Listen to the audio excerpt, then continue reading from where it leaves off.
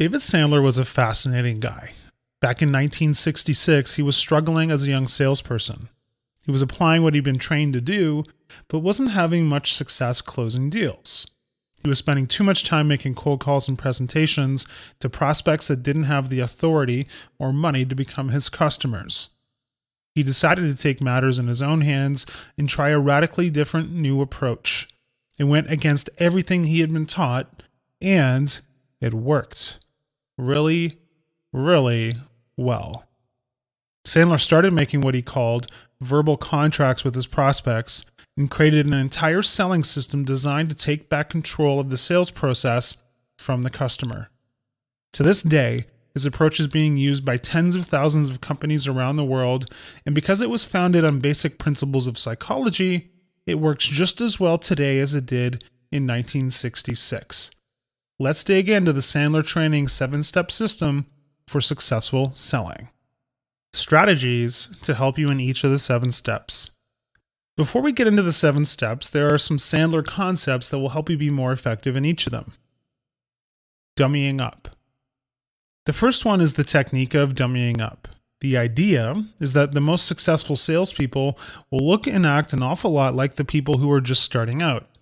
The only difference is that the professional will do what he did as a dummy on purpose. When a prospect asks them a question, they don't give away information, they get information. Here are a few samples from the book to illustrate the point. Prospect: how long have you been in business?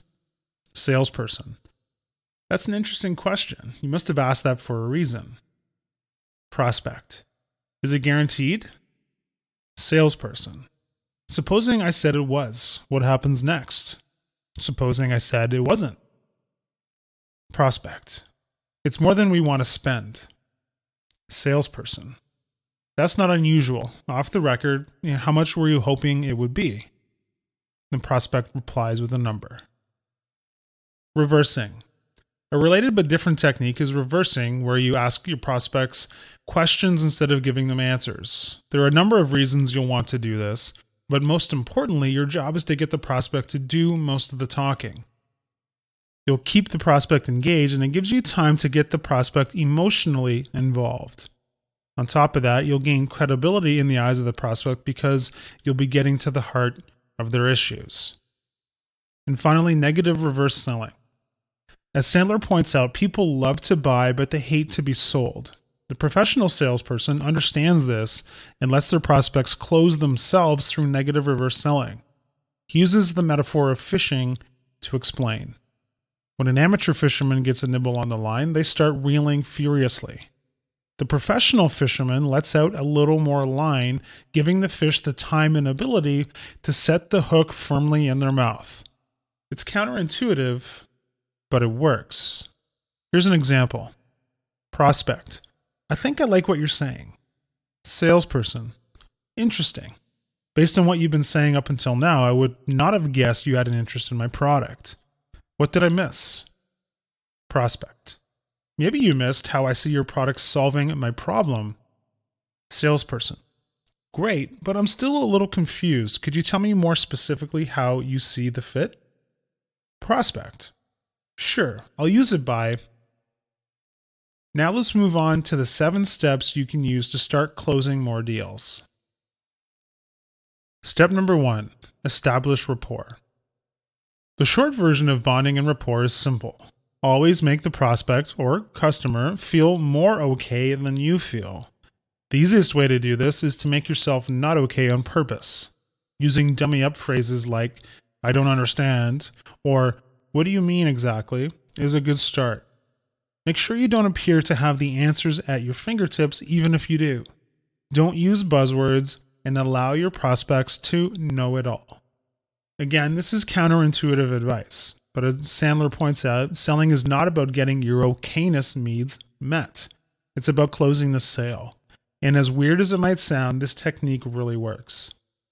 Other tools you can use include mirroring, where you match your prospect's body language or the tonality and volume of their voice. You can also listen for your prospect's primary communication style, which will be visual, auditory, or kinesthetic. For example, people who are visual will often say things like, I see what you're saying.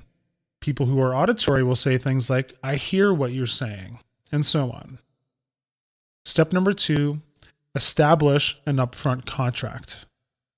The upfront contract is the most assertive step in the Sandler selling system. It's designed to create mutual agreement about what will get done in the sales call once you're in front of the prospect. An upfront contract should contain 5 elements. Number 1, the objective, which is the goal the prospect shares with you. Number 2, the time allotted for the meeting. Always make sure you have an agreement about how long you have to spend with the prospect. Number 3, the salesperson's role, or what he or she will do before, during, and after the discussion. The prospect's role, or what he or she will do before, during, and after the discussion. And finally, number 5, the conclusion, which is what you both agree will happen at the end of the meeting. Agreeing to the upfront contract allows for a number of things. It gives the prospect and the salesperson the opportunity to ask questions. Most critically, it forces agreement on what the next steps will be in the sales process and helps both sides figure out if the relationship is the right fit. Step number 3, uncover the prospect's pain. When people make decisions, they are either moving towards pleasure or away from pain. To be successful in any sales situation, you need to have a prospect who understands their pain and has a strong desire to get rid of it. Sandler developed a 5-part formula for moving through this step. First, determine how long the prospect has had the problem. If they've had the problem for 10 years, they'll most likely keep it for another 10. When there's no urgency, there's no sale. Move on. Second, probe their pain by asking them questions. Your goal is to help your prospect feel their pain acutely, because until they do, you won't be able to close the deal. You can ask them questions like, tell me more about that. How long has that been a problem? How much do you think that has cost you? Have you given up trying to deal with the problem? And third, once they've arrived at the critical state where your prospects are willing to pay anything and do anything to end their suffering, you help them see that your products and services will solve their pain. Step number 4, discussing money. Amateur salespeople fear bringing up money, but it's the most important step in the entire process. In the Sandler process, you'll bring it up early for a couple of reasons.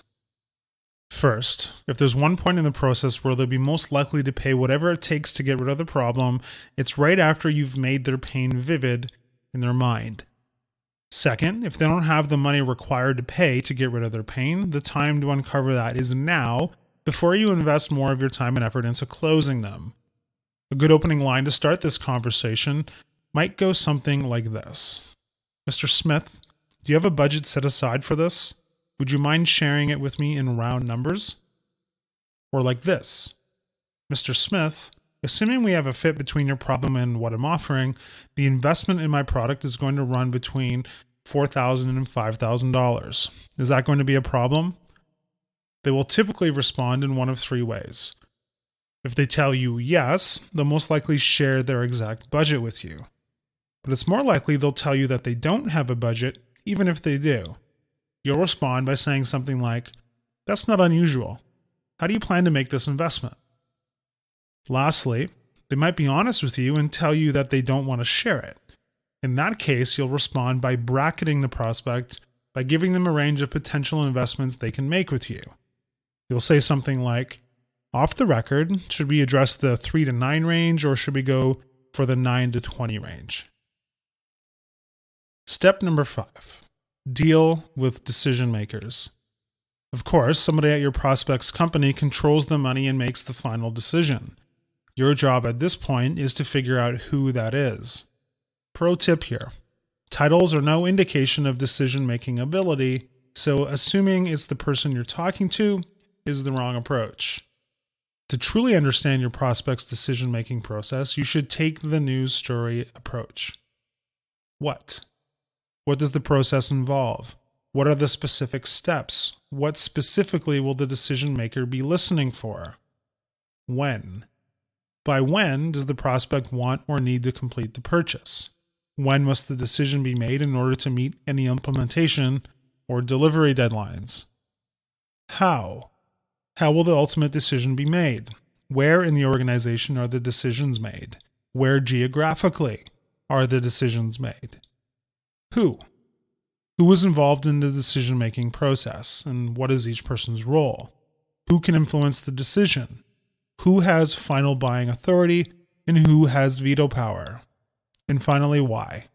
Why does the prospect make decisions in this manner? Step number 6. Present the solution. Then, and only then, will you present your solution.